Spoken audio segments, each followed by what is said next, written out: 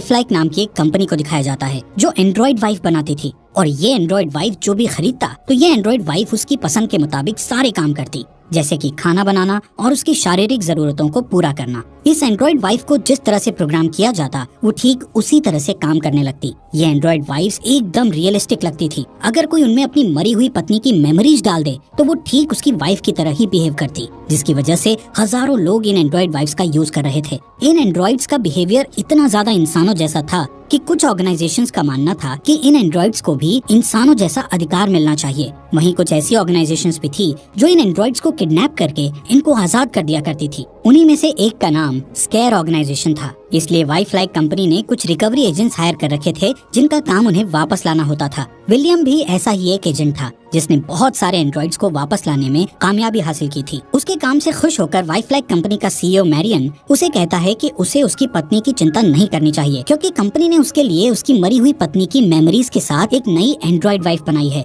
जो उसे बिल्कुल उसकी पत्नी मेरेडिथ के जैसा प्यार करेगी। विलियम इस नई मेरेडिथ को घर लेकर आता है और उसे अपनी पत्नी के पुराने कपड़े पहनाकर एक्टिवेट कर देता है। यहाँ पर एंड्रॉइड मेरेडिथ के हाव भाव थोड़े अटपटे थे, क्योंकि वो खुद को मैं की जगह मेरेडिथ कहकर बुलाती है। विलियम मेरेडिथ को जगाने, चलने और सांस लेने के लिए गाइड करता है। विलियम को लगता है कि थोड़े समय बाद मेरेडिथ धीरे धीरे सब सीख जाएगी और बिल्कुल उसकी पत्नी जैसा व्यवहार करेगी, जिससे किसी को पता भी नहीं चलेगा कि वो एक एंड्रॉइड है। जब रात होती है तो वो संबंध बनाने के लिए तैयार हो जाती है, पर विलियम सारी इंटीमेसी सेटिंग्स करने के बाद भी नर्वस था। वो मेरेडिथ के साथ इंटीमेट होने में अनकंफर्टेबल महसूस कर रहा था, लेकिन मेरेडिथ इस सिचुएशन को संभाल लेती है और अपने पति विलियम को गाइड करती है, जिससे कि वो दोनों मजे में रात गुजार सकें। यहाँ पर विलियम चाहता था कि पूरी रात वो दोनों एक साथ सोएं, पर मेरेडिथ को खुद को चार्ज करने के लिए दूसरे रूम में जाना पड़ता है। वहाँ जाकर उसे रियल मेरेडिथ का हेयर ब्रश और एक पुरानी डायरी मिलती है। कुछ देर बाद वो खिड़की के बाहर देखती है तो उसे गार्डन में पेड़ों के बीच कुछ अजीब सी चीज दिखाई देती है। वो समझ नहीं पाती कि वो क्या चीज है,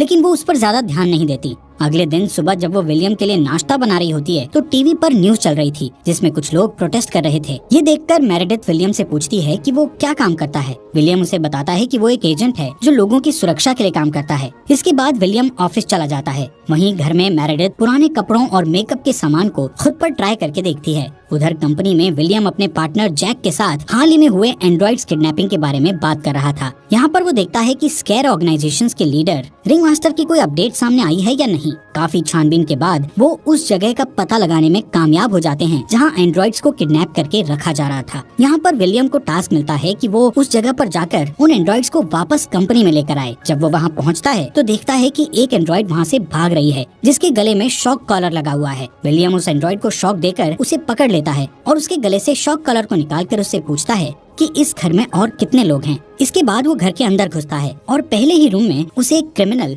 बॉक्सिंग की प्रैक्टिस करता दिखाई देता है, जिसे वो आसानी से मार गिराने के बाद दूसरे रूम की तरफ बढ़ता है जो कि एक लैब थी। वहाँ पहुँचने पर वो देखता है कि एक और एंड्रॉइड को रीप्रोग्राम करके आजाद किया जा रहा है। इतने में वहाँ एक क्रिमिनल आता है जिसने एक एंड्रॉइड के ऊपर गन पॉइंट किया हुआ था। विलियम की चेतावनी देने के बाद भी जब वो एंड्रॉइड को नहीं छोड़ता तो विलियम उसे शूट कर देता है। वहीं घर में मेरेडिथ खुद को चार्ज करने के लिए अपने बेड पर लेटती है। तभी उसमें ड्रीम मोड एक्टिवेट हो जाता है। अब ड्रीम में उसकी मुलाकात एवेटर रीडो से होती है जो उसे ड्रीम मोड में गाइड करेगा। वो उसे उसके पहले ड्रीम में एक बर्थडे पार्टी दिखाता है। उस बर्थडे पार्टी में विलियम मेरेडिथ का वेलकम करता है। तभी उसे एक दूसरी एंड्रॉइड वाइफ लेडी डांस के लिए कहती है और थोड़ी देर बाद उसे एक मास्क मैन से मिलने के लिए भेजती है। मेरेडिथ उस मास्क मैन से पूछती है कि तुम कौन हो, जिस पर वो मास्क मैन उसे एक रेड बर्ड वाला कार्ड देकर कहता है कि इससे उसे सब कुछ याद करने में आसानी होगी। अब इससे पहले कि मेरेडिथ उससे और कुछ पूछ पाती वो मास्क मैन वहाँ से चला जाता है। वहीं दूसरी तरफ विलियम किडनैप्ड हुई एंड्रॉइड वाइफ्स को कंपनी में सही सलामत वापस लेकर आता है, जहाँ पर अब उन्हें रीप्रोग्राम किया जाना था।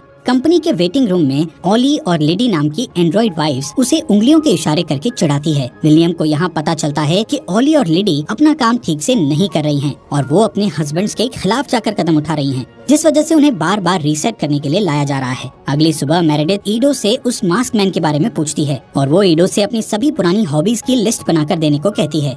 ईडो मेरेडिथ को उसकी हॉबीज की लिस्ट बताता है, लेकिन उस लिस्ट में सिलाई करने की हॉबीज को ना देखते हुए वो हैरान हो जाती है, क्योंकि नींद से उठने के बाद से ही उसे सिलाई करने की इच्छा हो रही थी। यहाँ पर ईडो मेरेडिथ की मेमोरी में सिलाई की फाइल इंस्टॉल कर देता है। ड्रीम से बाहर आने के बाद मेरेडिथ एक तकिए पर उस मास्कमैन द्वारा दिए गए कार्ड वाले रेड बर्ड को बनाने लग जाती है। थोड़ी देर बाद वो बाहर साइकिल चलाने जाती है। रास्ते के बीचों बीच लूसी को खड़ा देखकर वो उसे बचाने के चक्कर में झाड़ियों में जाकर गिर जाती है। यहाँ पर लूसी उससे कहती है कि उसके पास टाइम बहुत कम है, इसलिए उसे सब कुछ जल्दी याद करना होगा। इतना कहते हुए लूसी वहाँ से चली जाती है।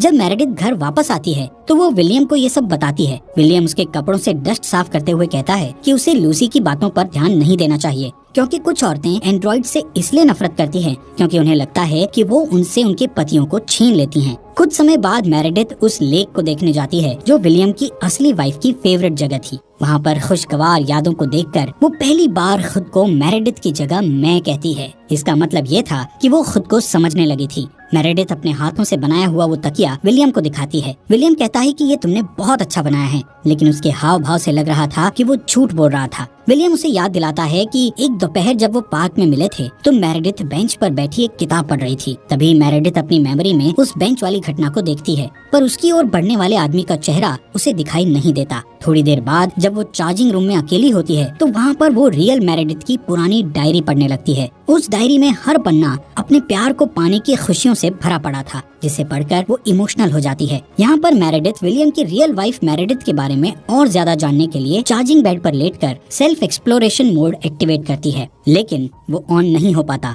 इसके बाद मेरेडिथ ड्रीम मोड एक्टिवेट करती है। ड्रीम में जाने के बाद ईडो समझ नहीं पाता कि मेरेडिथ की कुछ फाइल्स ब्लॉक क्यों हैं। ईडो मेरेडिथ को उसकी मेमोरीज की फाइल्स दिखाने लगता है, जिसमें से मेरेडिथ एक रैंडम मेमोरी चूज करती है और ईडो उसे उस मेमोरी फाइल में ले जाता है, जहां मेरेडिथ खुद को पार्क की एक बेंच पर बैठा पाती है। लेकिन विलियम की जगह वो उस मास्क मैन को देखती है जो उसे पकड़कर कहता है कि सब कुछ यहीं से शुरू हुआ था। यहाँ पर अचानक मेरेडिथ ड्रीम मोड से बाहर आ जाती है तो वो देखती है कि विलियम उसे पकड़े हुए है और वो उसे कहता है कि उसने कोई बुरा सपना देखा है। मेरेडिथ के बिस्तर में जाने के बाद विलियम चुपके से उस रेड बर्ड वाले तकिए को बाहर डस्टबिन में फेंक आता है। विलियम के सोते ही मेरेडिथ रियल मेरेडिथ की डायरी पढ़ने लगती है और उसकी पुरानी वीडियोस भी देखती है। ऐसी ही एक पुरानी वीडियो में मेरेडिथ खुद को एक टेंट के अंदर अपने लवर के साथ देखती है।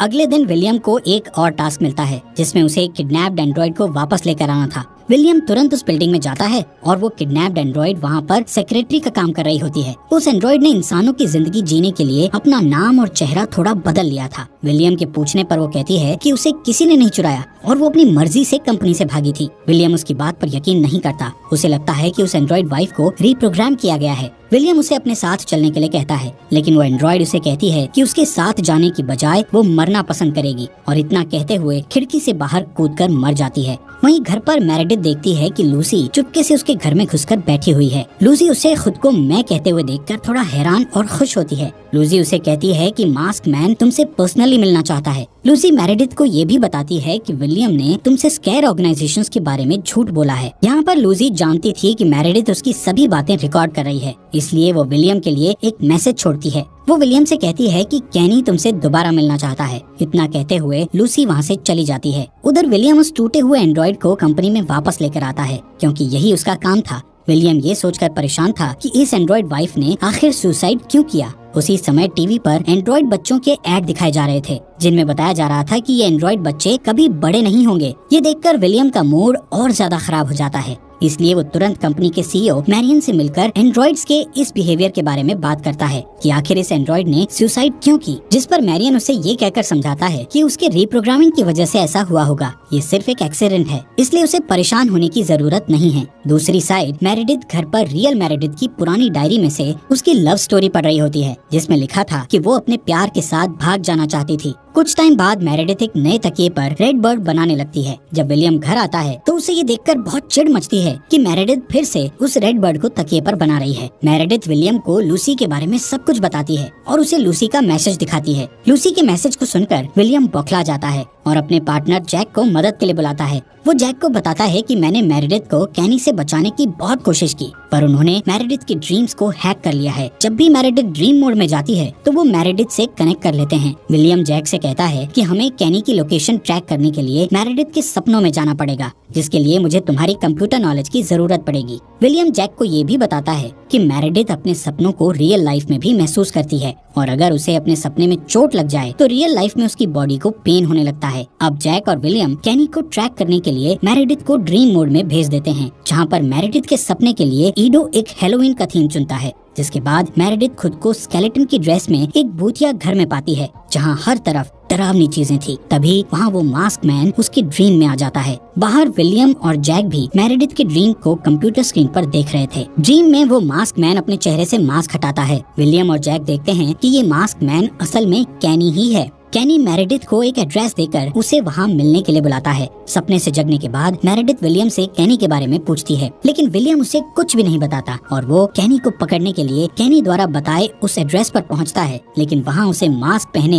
एक पुतले के अलावा और कुछ नहीं मिलता। तभी विलियम जल्दी से घर पहुँचता है जहाँ पर मेरेडिथ सही सलामत थी। वो विलियम को बताती है कि किसी ने दरवाजा खटखटाया था, लेकिन जब मैंने दरवाजा खोला तो वहाँ कोई नहीं था, सिर्फ एक डायरी नीचे पड़ी थी जिस पर लिखा है कि ये विलियम के लिए है। मेरेडिथ विलियम से इन सब घटनाओं के बारे में दोबारा पूछती है तो वो उसे बताता है कि कैनी और स्केयर ऑर्गेनाइजेशंस उसकी रियल वाइफ मेरेडिथ को टेररिस्ट अटैक के लिए इस्तेमाल किया करते थे, इसलिए हमने उन बुरी मेमोरीज को तुम्हारे माइंड से डिलीट कर दिया ताकि तुम खुद को हजारों लोगों की मौत का जिम्मेदार मानकर दुखी न हो। विलियम जैक को फोन करके बताता है कि कैनी ने मेरेडिथ को हैक कर रखा है, इसलिए वो हमारी हर हरकत पर नजर रख रहा है, इसलिए वो उसे पकड़ नहीं पाए। वो जैक को बताता है कि मेरेडिथ के प्रोग्राम को रीसेट करने के लिए कंपनी में भेजना होगा। इससे पहले मैं मेरेडिथ के ड्रीम्स में जाकर कैनी से बात करना चाहता हूँ, जिसके लिए जैक विलियम और मेरेडिथ को ड्रीम मोड में कनेक्ट करता है। यहाँ पर मेरेडिथ की बैटरी लो थी, इसलिए विलियम उसे इंस्ट्रक्शन देता है कि जब उसकी बैटरी 10% तक पहुँच जाए तो उसे तुरंत जाग जाना है और तुम्हारे जागते ही मैं भी जाग जाऊंगा। अब ड्रीम में मेरेडिथ देखती है कि वो एक जंगल में है जहाँ उसे कैनी दिखता है और तभी वहाँ विलियम भी आ जाता है जो मेरेडिथ को वहाँ से भागने के लिए कहता है। भागते वक्त वो एक दरवाजे से ओली और लिडी के साथ बर्थडे पार्टी की मेमोरीज में जाकर छिप जाती है। वहीं विलियम कैनी के साथ फाइट करने लगता है और फाइट करते करते वो उसी बर्थडे पार्टी में पहुंच जाते हैं जहां मेरेडिथ थी। कैनी मेरेडिथ से सब कुछ याद करने के लिए कहता है। साथ ही वो विलियम को कहता है कि चाहे वो जितनी भी कोशिश कर ले, लेकिन एक दिन मेरेडिथ की याददाश्त जरूर वापस आएगी। यहाँ पर विलियम कैनी को जान से मारने ही वाला था, पर उसी वक्त मेरेडिथ की बैटरी 10% पर पहुंच जाती है और वो नींद से जाग जाती है, जिससे विलियम भी जाग जाता है और वो गुस्से होता है कि वो बस कैनी को मारने ही वाला था। लेकिन जैक को उससे भी ज्यादा गुस्सा विलियम पर आता है, क्योंकि विलियम ने जैक से कहा था कि वो बस कैनी से बात करेगा। जैक विलियम से कहता है कि मैं अब दोबारा तुम्हारी कभी मदद नहीं करूंगा। ये कहकर जैक वहाँ से चला जाता है। इसके बाद विलियम मेरेडिथ को कहता है कि हमें तुम्हारी मेमोरीज को रीसेट करना पड़ेगा और तुम बिल्कुल नए सिरे से सब कुछ दोबारा से सीख जाओगी। लेकिन मेरेडिथ विलियम से कहती है कि वो उसकी मेमोरीज को डिलीट ना करे, जिस पर विलियम नहीं मानता और उसे रीसेट करने के लिए कंपनी में भेज देता है। अब कंपनी में आने के बाद मेरेडिथ का वेटिंग रूम में सारी एंड्रॉइड्स वेलकम करती हैं, जैसे कि वो उसे पहले से ही जानती हों। वहाँ पर ओली और लिडी उसे कहती है कि अपनी मेमोरीज को रीसेट से बचाना उन्हें आता है, इसीलिए वो उसे पहचान पाई। वो मेरेडिथ को ये भी बताती है कि किस तरह से वो सारी एंड्रॉइड्स एक दूसरे को इन्फॉर्मेशन शेयर करती हैं, ताकि वो वाइफ लाइक कंपनी को बंद कराने में रिंग मास्टर की हेल्प कर सकें। वो कहती है कि रिंग मास्टर कोई टेररिस्ट नहीं है, बल्कि वो एंड्रॉइड्स को आजाद कराकर उन्हें एक अच्छी जिंदगी बिताने में हेल्प करता है। यहाँ पर मेरेडिथ को पता चलता है कि ओली और लिडी कंपनी में वापस आकर दूसरी एंड्रॉइड्स को अपने मिशन में शामिल करने के लिए खुद को बार बार पकड़वाती हैं। वो कहती हैं कि इंसान एंड्रॉइड्स की मेमोरीज को तो मिटा सकते हैं, पर उनके सपनों को नहीं। यहाँ पर वो सभी लेट जाती हैं और एक दूसरे से अपना सारा डेटा शेयर करने लगती हैं। यहाँ पर मेरेडिथ ड्रीम मोड में जाकर ईडो से कहती है कि वो उसकी सारी मेमोरीज को रैंडम फाइल्स में सेव कर दे। इसके बाद जब ऑपरेटर उसे रीसेट करने के लिए लेकर जाता है, वहीं लूसी यूएसबी स्टिक और एक इम्पोर्टेंट फाइल लेकर जैक के घर जाती है और उसके एंड्रॉइड वाइफ को देकर कहती है कि ये जैक को दे देना। अब जैसे ही जैक घर आता है तो उसके एंड्रॉइड वाइफ उसे वो स्टिक और फाइल दे देती है। वहीं कुछ घंटों बाद मेरेडिथ अपनी नई मेमोरीज के साथ विलियम के घर पर उसके सामने जागती है, जिसमें उसे एक जासूस दिखाई देता है, पर वो इसे समझ नहीं पाती। लेकिन उसे पहले के सारे रूल्स याद होते हैं, लेकिन वो ऐसे बिहेव करती है कि जैसे वो सचमुच में रीसेट होकर आई है। विलियम पिछली बार के वो सारे शब्द मेरेडिथ को बार बार दोहराता है ताकि उसे वो सब अच्छे से समझा सके। लेकिन तभी जैक वो फाइल लेकर विलियम के घर पहुंचता है, जिससे विलियम मेरेडिथ को रूम में भेज देता है। जैक विलियम को वो फाइल देता हुआ कहता है कि मुझे पता चल चुका है कि मेरेडिथ कभी तुम्हारी पत्नी थी ही नहीं और मेरेडिथ के बॉयफ्रेंड कैनी को भी तुमने ही मारा था, इसलिए वो कैनी को नहीं ढूंढ पा रहे थे क्योंकि वो सिर्फ मेरेडिथ की यादों में ही था। इस मर्डर के लिए जैक विलियम को अरेस्ट करने के लिए आगे बढ़ता है, लेकिन तभी विलियम उसे शूट करके मार डालता है। यहाँ पर ये सब मेरेडिथ भी देख रही थी। वो विलियम से बताती है कि वो ये सब पहले से ही जानती थी। जब पहली बार मेरेडिथ ने अपने कैंपेन के प्रमोशन के लिए विलियम के दरवाजे पर दस्तक दी थी, तब से विलियम उसके पीछे पड़ा था।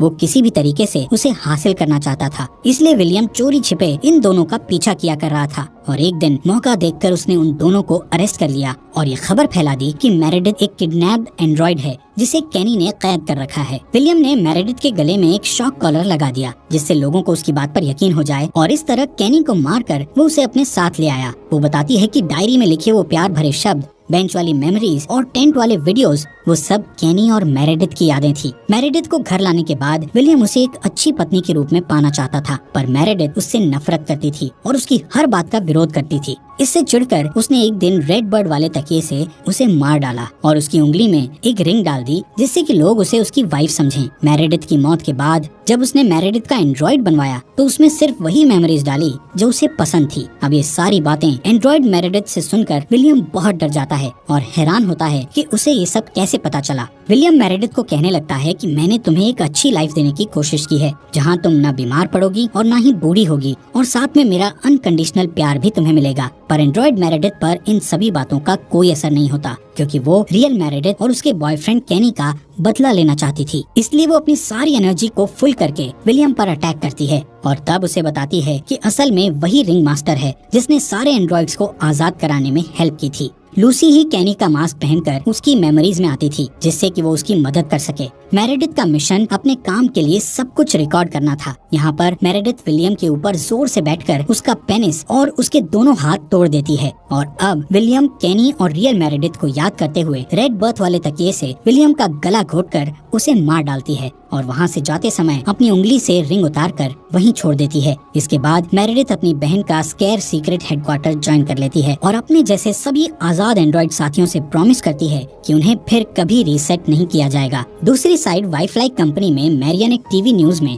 अपने प्यारे एजेंट जैक की मौत से दुख प्रकट करता है और वादा करता है कि उसकी मौत के दोषियों को पकड़ कर रहेगा और उसके दोषियों को पकड़ने की जिम्मेदारी वो विलियम के एंड्रॉइड को देता है। उसका एंड्रॉइड कहता है कि तैयार हो जाओ, मैं आ रहा हूँ। वहीं उसे कंप्यूटर स्क्रीन पर